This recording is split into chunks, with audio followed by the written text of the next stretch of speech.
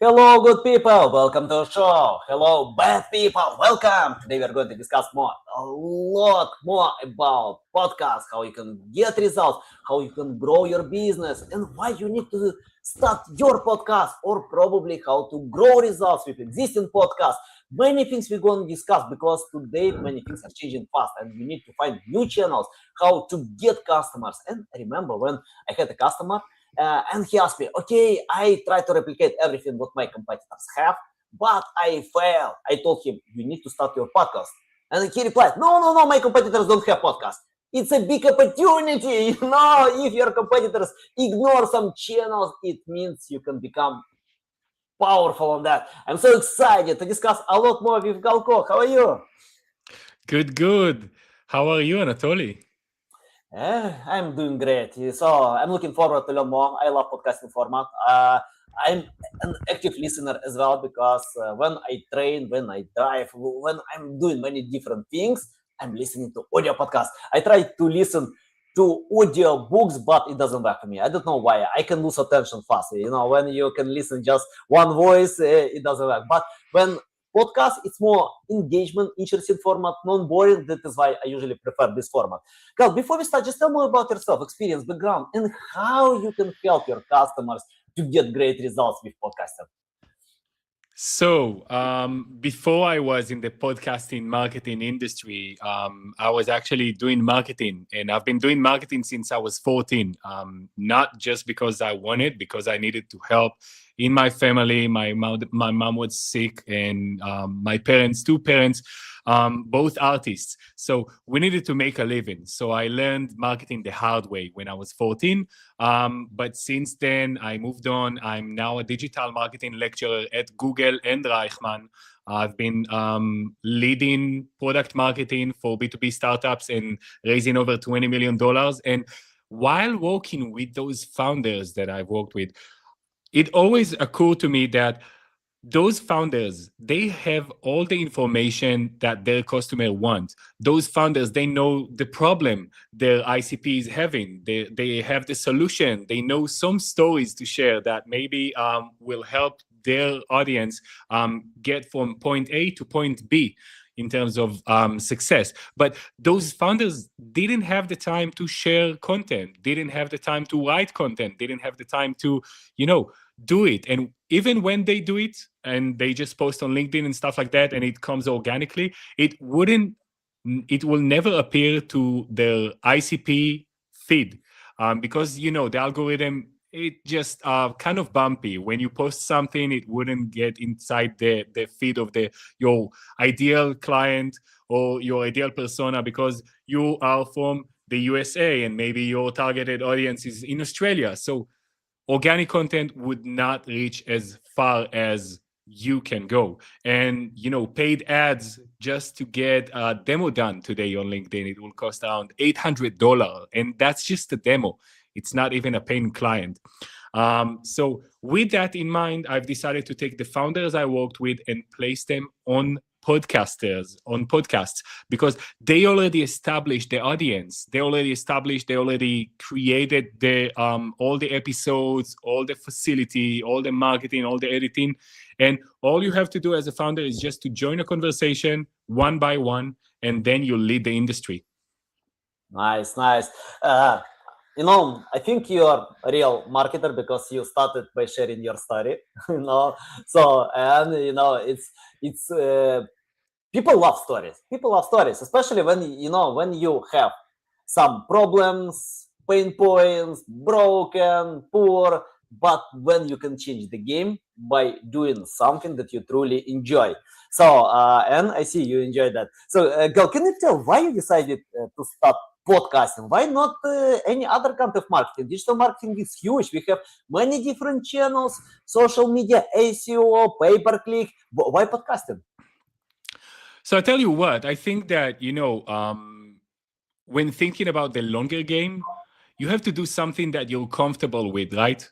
And you have to do something that you won't feel exhausted, because nowadays when you're a founder and you try to create content, it just feels exhausting because you hop on this hamster wheel, and every day you try to post something new.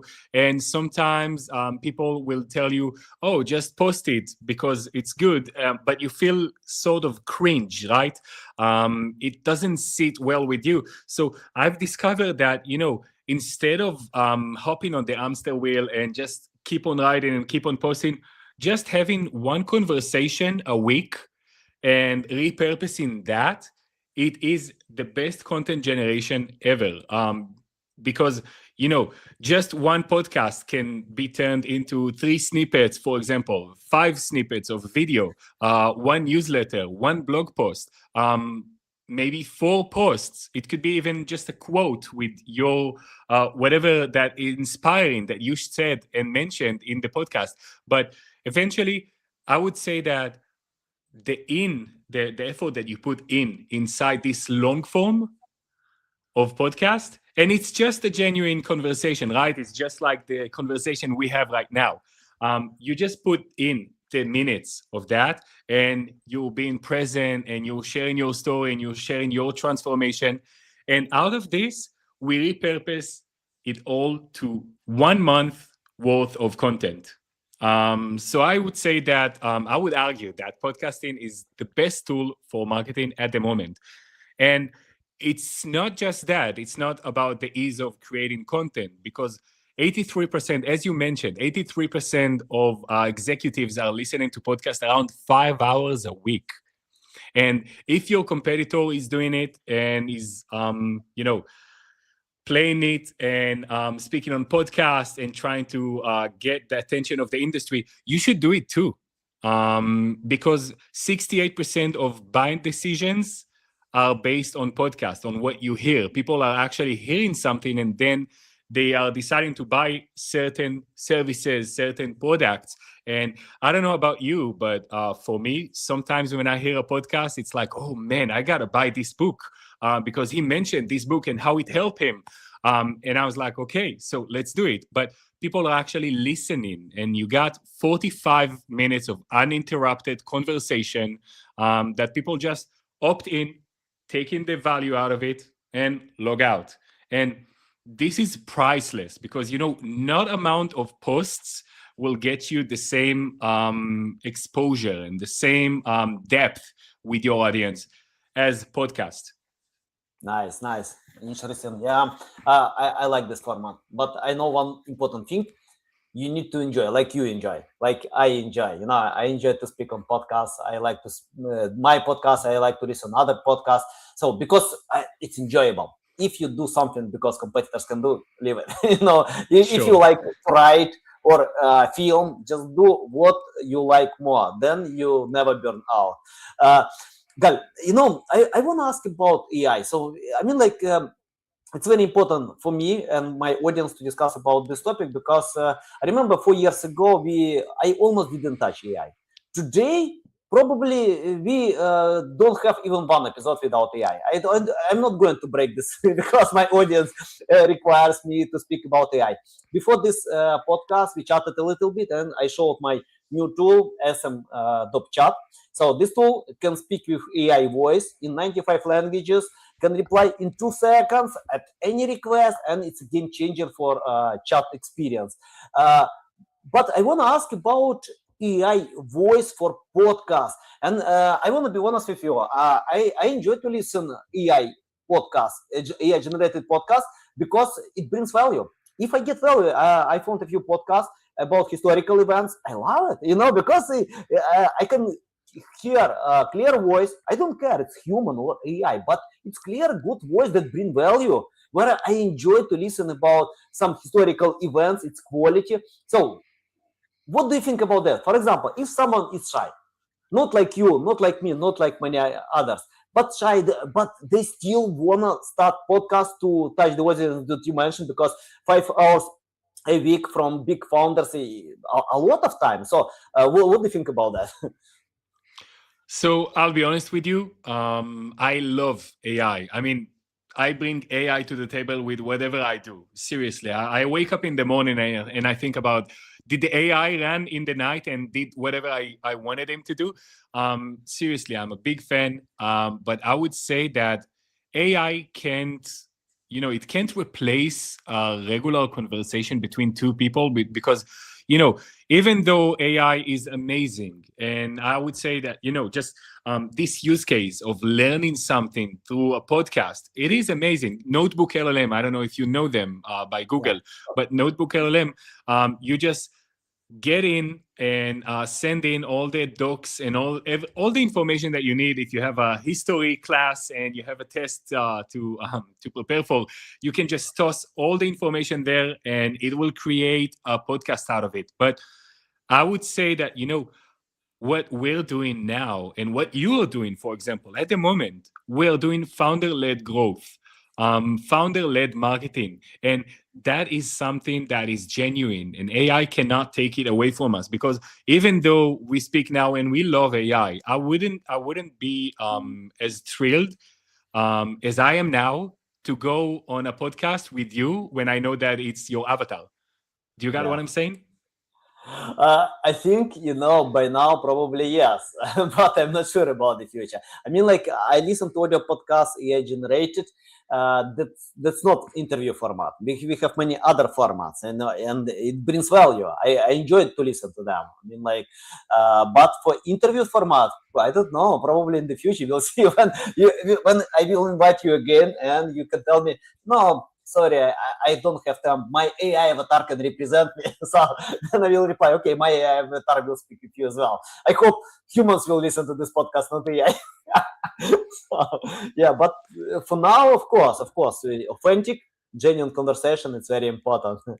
Gal, can you tell about, I remember when I spoke with an expert in podcasting niche like you, and he told me that the biggest problem for businesses, it's not like which format of podcast can choose. The biggest problem is just to start, because 80% of them even don't start. So tell how to start. I mean, like, if someone have doubts or have no time or any other issue, I don't know, on this planet. So how to start your podcast? So one thing for sure, because I work with founders, I would say that founders should not have their own podcast, because let's say, okay, it's now January 1st. What are those decisions that we take on January 1st? Usually it's like, okay, we need to get slim, we need to get fit. I'll start a diet or something because it's a new year, right? Usually on January 1st, people are signing up to the gym. And I would argue that having your own show is like starting up your own gym.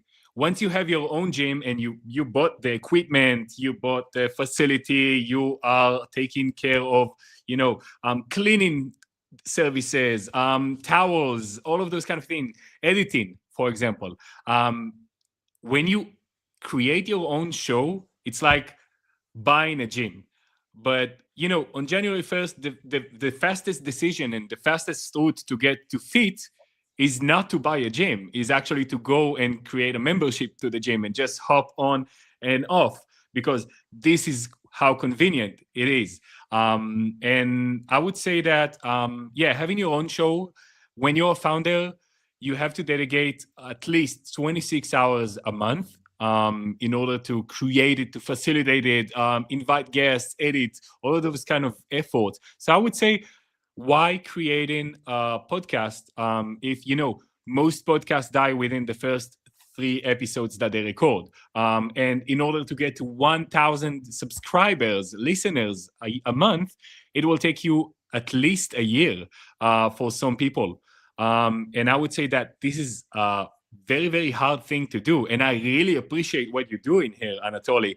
I think that, having your own show and bringing people in to share value, it is amazing. But I would not suggest a founder to start their own show. I would just suggest them to go on a show. But, I think that the most critical part of starting it is that people usually think they need to have 50K followers on Instagram in order to speak on podcasts. They think that they have to be Forbes 30 under 30 in order to get to be invited. They think they have to have the perfect company, maybe a massive brand. But that is not the truth. All that people need to have is a story, a lesson to share, a transformation, a message that helps their people. And that's what people need in order to understand that they can speak on podcasts. Yeah, by the way, I agree with you. I agree with you because for me, time is the biggest valuable asset that I have. I can lose money, I can lose some resources, but if I lose time, I can't restore it. So it's limited. But uh, when I have my podcast, I enjoy it. So Yeah. I enjoy to connect with people, and even more. It's not about even time. I learn from others. When someone can speak on this podcast like you can share valuable insights. I can learn from you. I can, okay, that's good. So I mean, like, if I pay for consultancy, probably it costs like plus $300, from good experts, but I get it for free. So, and I can share everything with my audience as well. So for me, it's enjoyable process. Of course, if I just spend all my time on development or things that I like more, but probably I can burn out. It's not enjoyable process. Sometimes I need to reload my mind with this podcast and to learn like that. So for me, it's enjoyable. Gal, can you tell about getting this first 1,000 people who can actively listen to your podcast? What you can suggest? Because I know it's the most hard part in the beginning to get first people who can become loyal and can listen. Because for now, I don't know how many podcasts we have, but a lot of podcasts. It started from Joe Rogan and many others well-known speakers. And how to get attention on this extremely competitive niche? So, because we're talking about the podcasting side, about the podcast side, I would say, look, I've been working now with podcasts that I actually listened to, and it was amazing. It was mind blowing. It's like a month ago, I matched them up with a speaker, one of the leaders, founders that I follow, and I've been following this guy for 5 years now. His name is Matt Gray. He's like a founder, and he's helping people to systemize stuff. And when I've spoken to the 505 podcast, the podcast that I love, and I love listening to it, I asked them, guys, do you need any guests? And they actually mentioned to me that in order to grow their podcast, in order to do it more engaging and more organically rather than to spend money, because I would share with you that podcasters that share money, that spend money on paid ads in YouTube, they lose it. They not just lose the money, because the engagement that they are getting is fake. There are no comments, no likes, just views, and people buy views. But when I see it, for example, as a guest or as a founder that maybe is considering to go on that podcast, I see that there is something odd, because this podcast got 20,000 views, but not a single comment. So I know that this is fake. But the 505, for example, they talked to me and said to me, look, Gal, we are now searching for people with followings. We are now searching people that lead community to speak on our podcasts. We are now searching for people with over 100,000 followers at a single platform. Those are the kind of guests that we want at the moment for our podcast. And that's the way they decided to do it. I would say that, once you have a good podcast, it takes time. It takes time, because even if you, spend money and you share value, the most amount of value, eventually people listen to podcasts on the way to work, on the way to whatever it is. They could do it while walking. It's not this, communal thing that people just share. But obviously, I did share a lot of episodes with my friend. It's like, look, you have to listen to that. So once you have a podcast that is at this level of you got to listen to that, That's amazing. Now you should just bring on some big guests with big followers and communities behind them. And that is the safest way to go, I would say. Yeah, got it. Yeah, I agree with you. And for me, I don't know even one channel that doesn't require time. I don't know how to become an Instagram star overnight. I don't know how to grow your YouTube channel without trying many different things and failing all the time. Mr. Beast spent like 7 years to become someone because before that he was no one. So I mean, like, it doesn't matter what kind of channel you have. It takes time. Of course, podcasts as well. You know, you need to compete with Joe Rogan. You need to compete with Paul Logan, many other great podcasters. You know, of course, even if they have about different niche, about broad topics, but they can win attention. So you need to get attention and bring value in your niche that also have a huge audience. So yeah, I agree about that. So it's like patience. You need to love it. You need to go step by step. And Gal, I'm interested about creating non-boring podcasts. Let me clarify more about that. So basically, I spoke with Jim Edwards. He has been working in Business Insider for 10 years. He started on this company from scratch. Then company was sold for $500 million. Great success. And he told me that success of Business Insider depends on creating non-boring content. So I think if you are boring, any marketing can help you. Any promotion can help you. You need to engage the audience. You need to bring value. You need, probably even if you have the biggest value ever, but who cares about that if it's boring? People are impatient. They just leave it, bounce. So tell your way how to engage the audience and create non-boring content.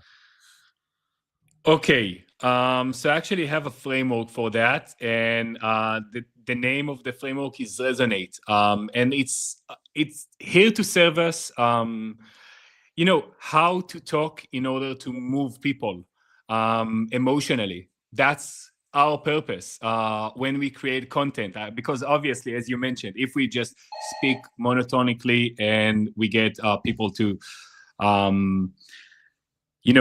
just listen to us and not engage with us and not feel what we're saying, so we miss the point. So my framework, it names Resonate. So the R stands for research the room. Okay, so you have to know who is the host, what's the audience vibe. Is it young entrepreneurs that are, you just mention a name of a tool and they just hop on Google and just like search for it and use it and start doing it?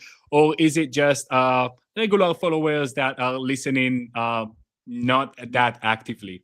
And how the host is actually hosting you. So that's R. E stands for establish energy early. So the first 15 seconds, they set the tone. So if you smile, if you reply with gratitude towards your host, that is something that is, moving. And we need to move the emotions. The S stands for story hooks.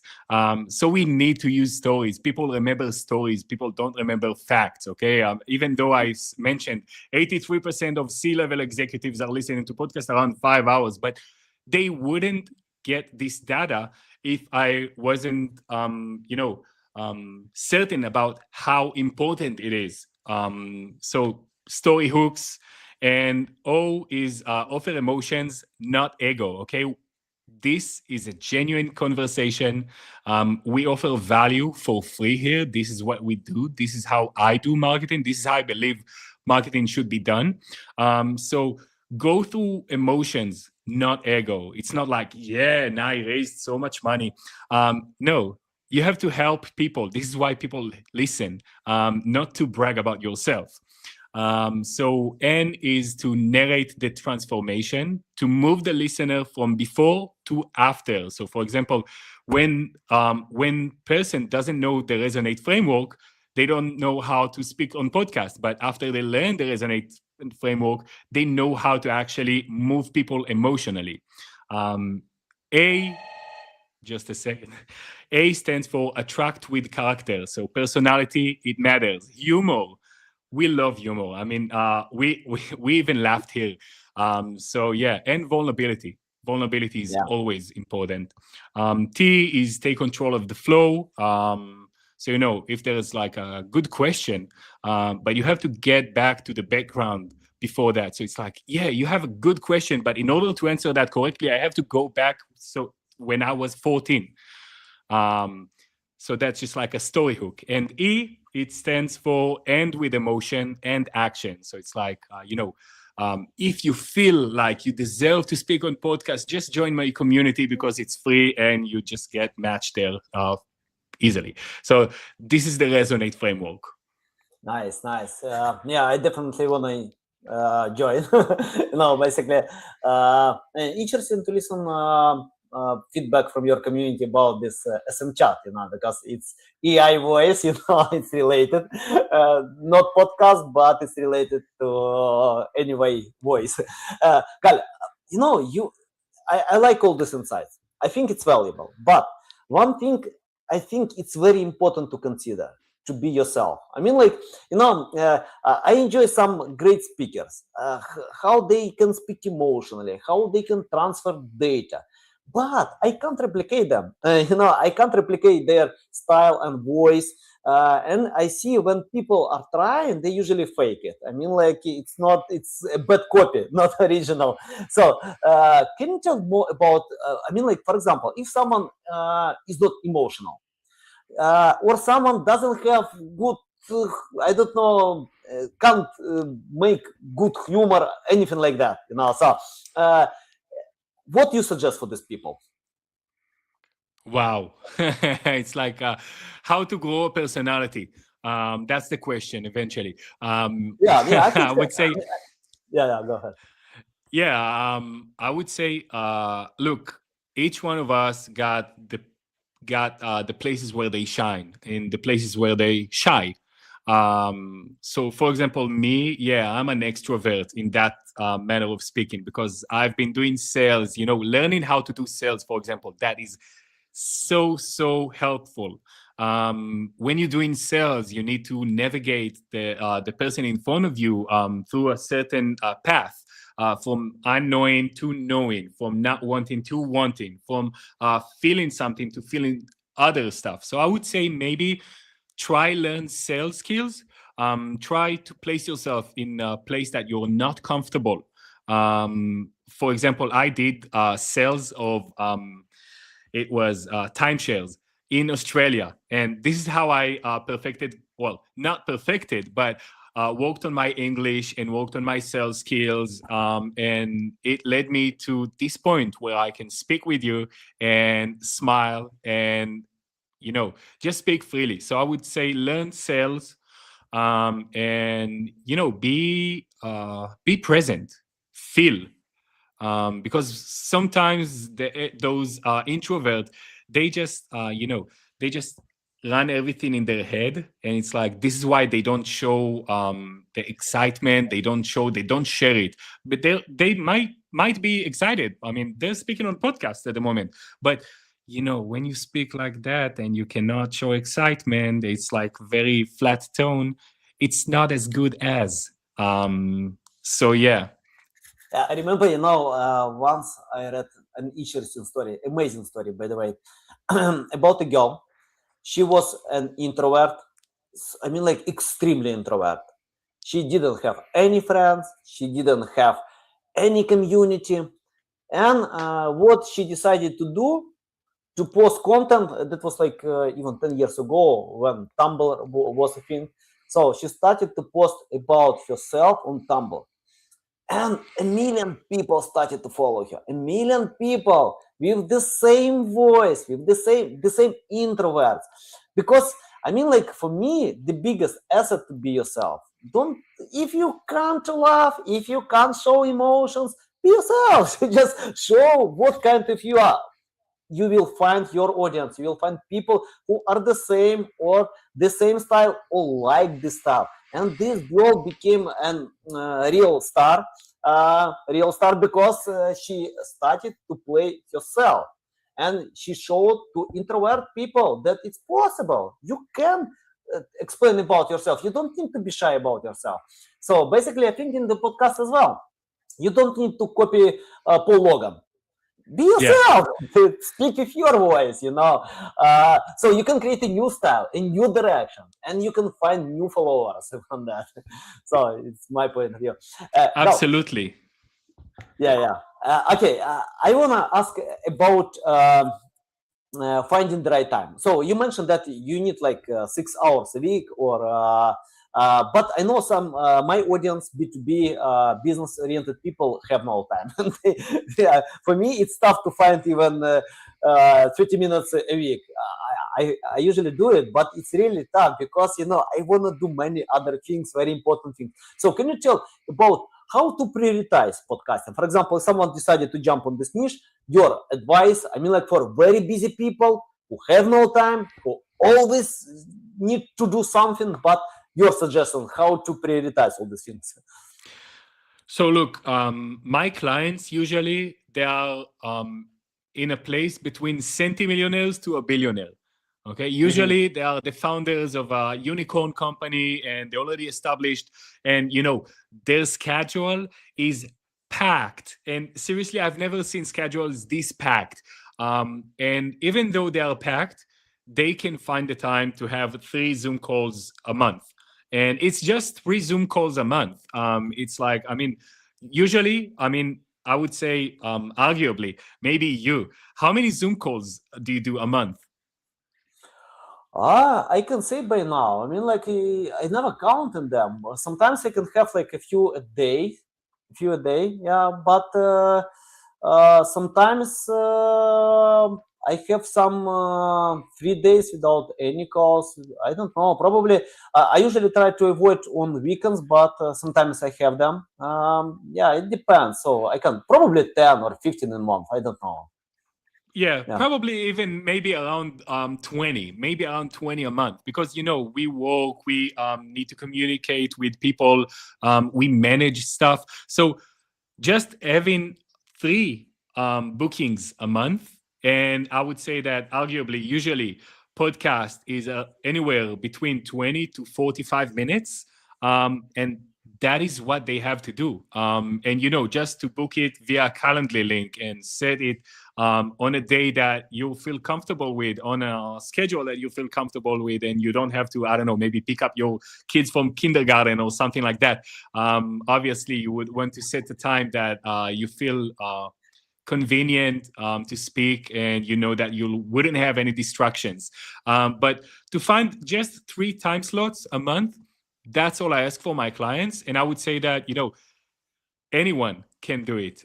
Even if you're Elon Musk. Elon Musk found the time to hop on Joe Rogan's podcast and smoke a bluff there.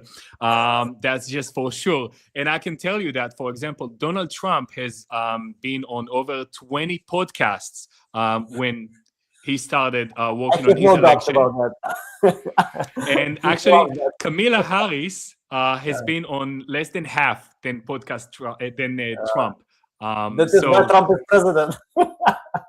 I don't know, but it actually shapes how people, act. So obviously, being there, just booking it, and you book it in advance. It's like, me, I don't have to worry now because Gal from the future would worry.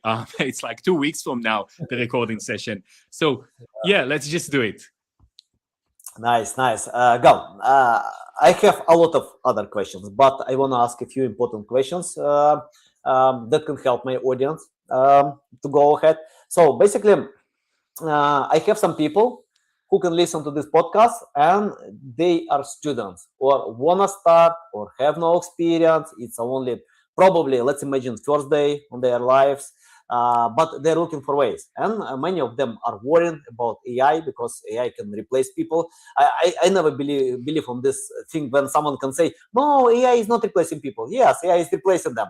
It's true, and we can see that 65,000 of people were laid off in 2025 because of AI. If Amazon, Google, IBM, Microsoft can lay off people, it's really tough to join these companies. If you're not very smart, very intelligent, if you know stuff, and AI can replace these people. So that is why my main question to this audience. who wanna start today when we have this crazy world? Like 10 years ago, they could join big companies like interns to do some boring stuff, to acquire first experience, to become experts in one day. But today, companies are looking for AI replacement, AI agents. Basically, I do it as well. Yeah, I will admit it because we laid off some people in my company because of AI. Yeah, AI replaced them. It's true. We need to compete. We need to go ahead. And if AI can do this job much faster, much better, so I have no choice. But anyway, I want to help these people. Can you tell, for example, if you started today, forget about your experience, forget about any podcast, it's your first day. What will you do to join this niche? Wow. So look, I would say you found me at a spot where I just went to sleep last night, and I just I don't know if you know Claude Cowork, but Claude Cowork is now running tasks beyond limitations and beyond my expectations. So it's like I went to sleep so excited just to see what it did in the morning, and I would say that we're living in the most wonderful time. Anyone can create their own software. Anyone can do whatever they want, and there are no limits at the moment. So obviously, it scares a little because when you have no borders, you have no limits. You can be paralyzed because of analysis, because you analyze everything. It's like, what do I want to do? But I would say that in order to be, I don't actually necessarily think that having a job is a skill. I think that entrepreneurship and providing value and generating value yourself, finding out a problem that is worth solving for you, that is what matters. And this is what this AI is about, because now if you have a pain point, you can actually walk your way to solve it. And you don't have to have a computer science degree in order to do it. And you don't have to have lots of funds to do it, because now you can just prompt it. So I would say because of it, I would argue people to operate, just to operate, because we have a sentence, I love it, in Hebrew, that is, we say mazal. Mazal, it means luck. But mazal also stands for makom, which is a place, zman, which is a time, and lif'ol, to act. So you need to be at the right place at the right time and to act, and you'll have all the luck in the world. But all you need is to act. So act based on your urges, act based on your pain points, act based on your enthusiastics. If you love something that and you think that you can keep doing it forever, just act on that, and you'll have luck, and you'll have this financial independence that everyone is seeking. And I wouldn't say that, preparing yourself with AI to find a job, that's not the case, because AI is here to serve you and to help you become a better person, become a better problem solver. So just act, be at the right place at the right time, and act. Act could be, sending that message to the influencer you want to work with. It could be getting the AI to capture leads for you and maybe DM them. Act is just to act. So yeah, Nice. this what will bring you luck. Yeah, on my side, I usually act more than learn. I often skip learning. Often, I don't know why. I mean, like, probably it's better to have the balance, like 20% of time to learn and 80% of time execute. But in my side, no, I just execute. I sometimes don't know what I do. I just try things. I fail all the time, but I keep trying. I keep learning. I mean, like, it's my way to learn. It's my way to learn because I love execution. And sometimes I don't know terminology. Sometimes I don't know how it's called, but I just do the stuff. I just do, and yeah, it works for me. I love this experience. And you mentioned about financial freedom. I remember in 2008, I created one big company, financial company. That was a great company, but I didn't have experience with having some money, some fund for black days, and that was financial company when world crisis it peeled, it destroyed everything what I created.